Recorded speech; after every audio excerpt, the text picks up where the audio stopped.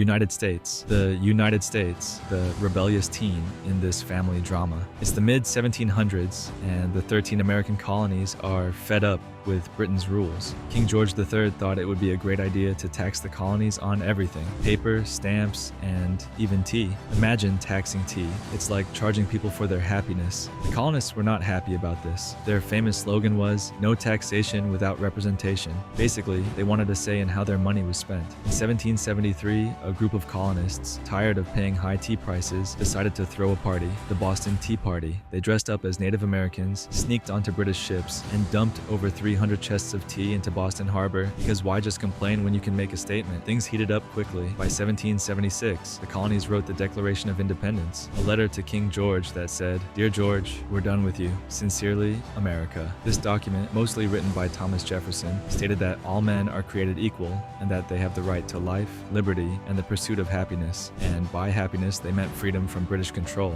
Of course, King George didn't just let them go. The Revolutionary War followed, a tough fight that lasted until 1783. Eventually, America won, and the Treaty of Paris recognized the United States as an independent nation. Just like that, the US was free. There were battles, famous speeches, and plenty of heroic moments. It was loud and dramatic, just the way America likes it. But freedom isn't just about breaking away, it's also about building something new. After independence, America faced many ups and downs. They had constitutional conventions, political arguments, and of course, spectacular fireworks on the 4th of July to celebrate their victory. Now that's how you start a country, with a bang, quite literally. Canada. Now let's talk about Canada. While the US went for a dramatic breakup, Canada chose a more polite approach. It's like if the US slammed the door on the way out, Canada just left a nice note on the fridge. In 1867, the British North America Act created the Dominion of Canada. 4 provinces, Ontario, Quebec, New Brunswick, and Nova Scotia, got together and said, "Hey, why don't we form our own government, and let's keep the Queen happy while we're at it." It wasn't a big revolution.